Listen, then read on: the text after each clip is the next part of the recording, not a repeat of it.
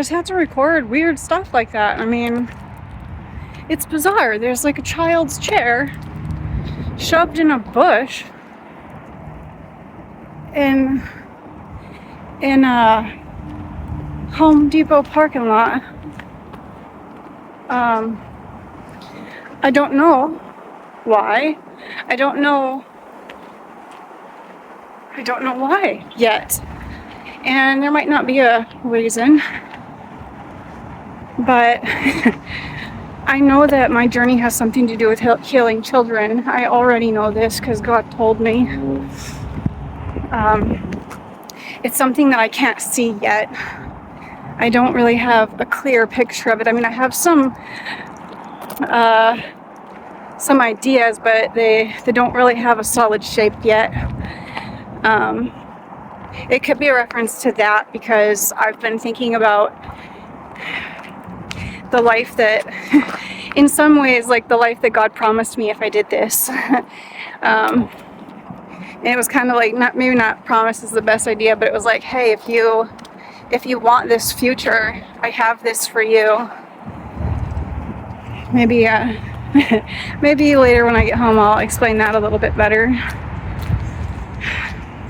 Oh, I'm having fear. Like, what if I share that and it doesn't happen, and then I have to face disappointment and kind of humiliation that I failed in front of everyone. But that's okay. That's part of the experience that I signed up for. So, yeah. I just picked up this letter P. It's like a little kid's wooden P. I don't know. Some of it's like, I need somebody to explain this to me because it doesn't make sense in our time.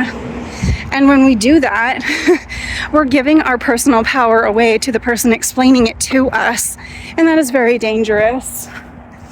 So ultimately, if the message is one of love, then, we can probably, integrate that into our beliefs. But if it isn't loving, if it isn't about inclusion and love and acceptance and non-violence and non-judgment against other people, then, we really, really got to take our time deciding whether or not that's something that we want to take home with us. There's a lot of stuff in the Bible that goes against the nature of God as God revealed itself to me.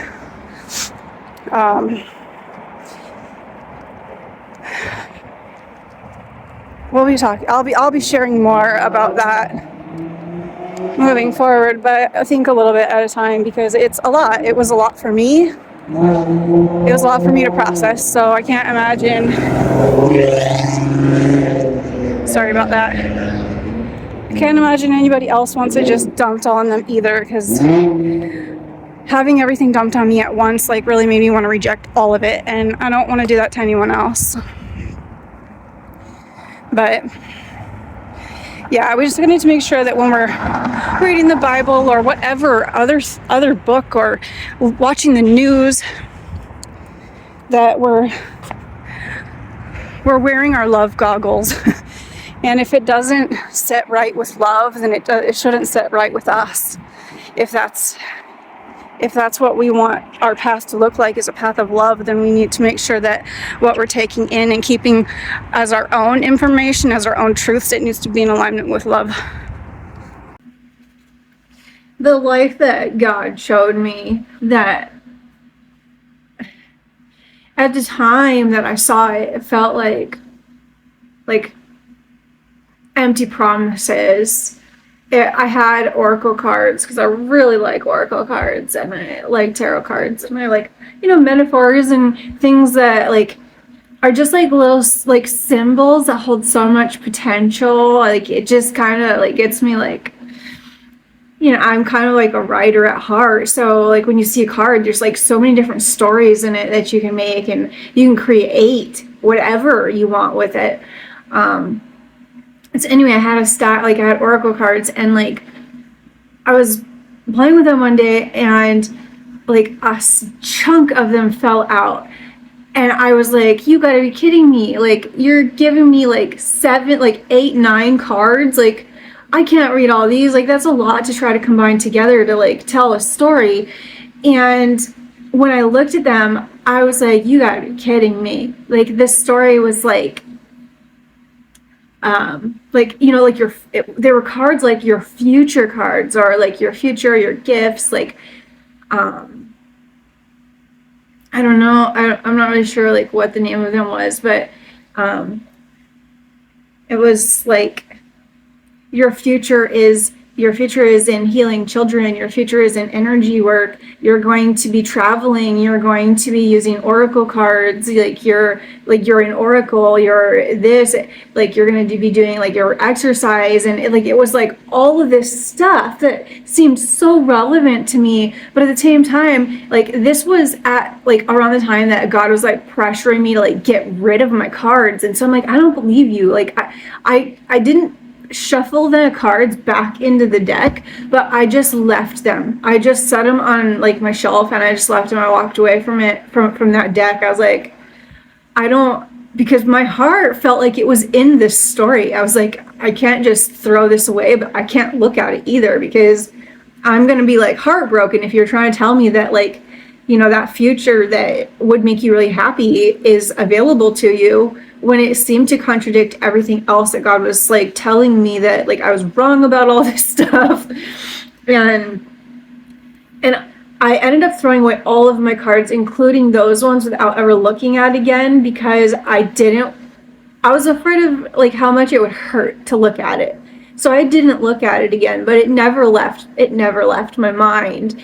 And like maybe like a week into it, I realized that these are the oracle cards that God was telling me were in my future. These were the energy healing work that I was going to be traveling around doing, and it's exactly what I'm doing. It just didn't look the way that I thought it was going to look. So that is why I feel confident in saying that I have some sort of future in healing children, because that was part of that story, that God was like, hey, if you hang in there and you tough this out with me, I can give you this future that you want. So that's why I feel pretty confident in my ability to heal children in some capacity. I don't know yet what that looks like, but I can't wait to find out. I have some ideas. I do have some ideas of how that could be, how that could come into my life, and how we could make that to happen together. Yeah, I just don't know yet, but especially seeing that chair, the way that it was sitting in that bush, it literally looks like a different frequency of existence is overlapping with ours, almost like another reality superimposed on mine. It's like that reality in which I am working with children and healing children, like maybe at birthdays or at preschool or at children's hospitals or something where there's like children's stuff like that, is like becoming superimposed over this reality. And so it's kind of exciting, but also, you know, I'm scared to say that. Like, I don't want to, you know, put out, like, I don't want to give anybody false hope. And like that was my fear in thinking too much about those cards, because I didn't want to give myself false hope, because I didn't want to disappoint. I didn't want to be disappointed, and I don't want to disappoint anybody else, especially like since like what we're talking about is, you know, like healing children. That false hope and healing children, that's like crushing, like that's crushing. But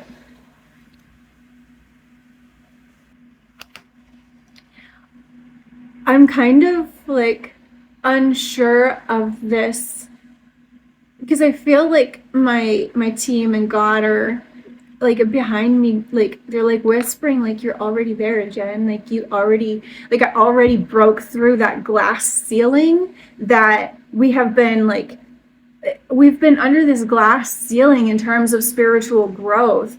And I think that that's what it means when, like, I say I came here to build the sky bridge. I broke through this glass ceiling to reaching this Christ consciousness, or like building this spiritual path rather than sky bridge, because like sky bridge is like the child's way of like looking at it, because I didn't have any other way of expressing what I was saying, like what I was feeling. But if you think of it in terms of like a spiritual path, that me breaking through that glass ceiling, then it's like I know that, like, I obviously have to have faith in myself, but I had to have faith in myself to get anywhere close to where I am now. But in order for me to perform like miracles on other people, it would require their faith. So my ability to heal children and to heal a community, just the way that Jesus did, would depend on your faith in my ability to do so. But again, this is something I think and I don't know. So we're gonna have to figure this out together.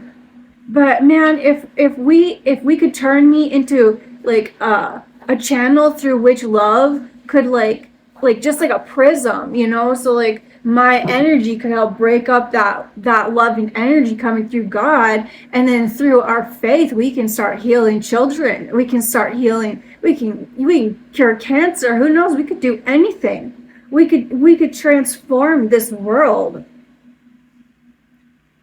just through our faith in love, through our faith in love and our ability to overcome together. And it wouldn't be me healing, it would be us healing. We would just be using my pathway until more people forge their own path, and then we'd have more and more pathways of healing. But those of us who can do this, who can build those bridges, build those, like, forge those paths, the more of us there are, the more healing we can bring to the world.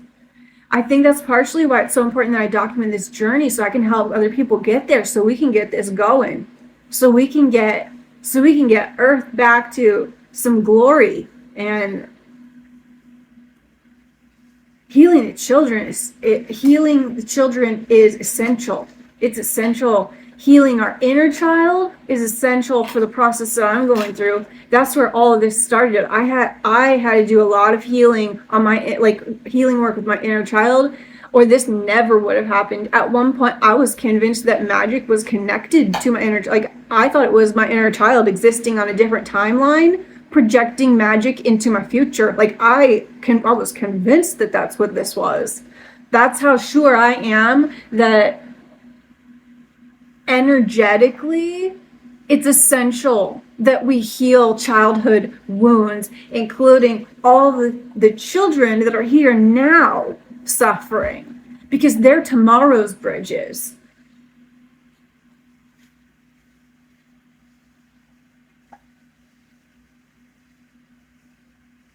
And I'm getting like this like way removed view of everything that's happening. It's like it feels like all it, like that one vision that I had, kind of like where I was seeing myself from like this cosmic perspective of viewing like us on Earth. And I think I'm understanding it so much better now. Like, our spiritual family that we're connected to, that we're all part of before we come here and when we go home, they're all rooting for us right now, because this is also part of their experience, and they are like, they're watching and they're rooting for us and they're cheering for us. All of our loved ones that have passed on, they haven't really passed on, they're just not here anymore. Like, they're on the, like, they're beyond the veil of our awareness, but they're still there. There's like, my grandmother's still around. I keep getting signs from her. I just keep getting like the other day I passed 2 times on the same walk. I passed like corn. This happened 3 times. Who am I kidding? This happened 3 times. I passed corn on the cob. I passed corn husk, and then I passed a tamale that was wrapped in a corn husk. And the reason I I only think this because I can feel it, like emotionally, I can feel it. It's like this loving energy that's acknowledging like me making corn on the cob for my mother twice because I accidentally left it out for like 4 hours the first time, so I had to go back to the store to buy her more. But I felt like it was like, aw, like I kept passing this corn thinking like, feeling like my mother, like my grandmother was acknowledging this kind thing I did for my mother, and it was like this feeling of pride, like you're so kind, like I love this about you. And I don't know how to express that. Like it didn't come through in words, it came through in this feeling of I'm with you, I see the good that you're doing. So I know that like our loved ones are still around us. My grandmother, I got, when I was still watching tarot and stuff, I got a message from somebody that was talking about her, and I was like, oh, they're talking about my grandmother. Like they were saying like all these things that were like, everything they were saying basically made me think of her, except they were saying that she was with a man, and I'm like, I don't know. And they kept saying like she's with her father or her brother, and I was like, no, I don't know what they're talking about. Like that part's for somebody else, that part's not for me. And they were talking about how the brother passed away from cancer and had dementia, and then like toward the end of the video it shifted, and they were talking about how this brother might not have passed yet, but not to worry, like when they pass from cancer, like she's gonna be there waiting to receive them, like she's gonna be there for them, so you don't have to worry about their passing is gonna be easy for them because she's waiting for them, like she's there to help them transition. And I just was like, that is so not me, like that's not my story. Everything else about this message was for me basically, but not this. And then the next day it hit me, and I just started crying. I was so sad. My brother in my life, for the last like 10 years is my mom's dog. I call him my little brother, and he has been struggling a lot. He's been struggling. And I know that it's getting close to his time, and he has been acting like he has dementia, and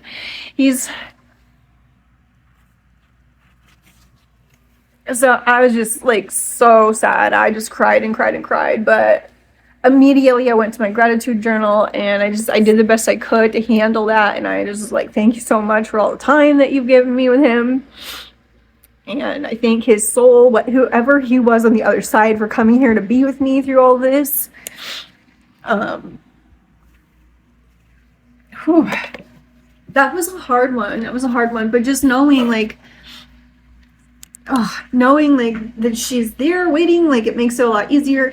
And seems like a really sad story. Like, why am I depressing why, Jen? Why are you making everybody depressed? But think about the implications of this. It doesn't really tell us. It doesn't give us that much information in the Bible. Like, where do our pets go? Our pets have souls too. Like, my experience now that I've collected this experience, as painful as that is, my experience is that our pets are waiting for us on the other side. Our pets don't just disappear. Their souls live on with us. I don't know if they're the same kind of soul that we are. I have no idea, but I do believe that all dogs go to heaven. All dogs go to heaven, and cats too. And so if you're somebody who sits around wondering, like, am I ever gonna be reunited with my loved one, my four-legged loved one, or my bird, or whatever it is, I think there's every reason to believe that.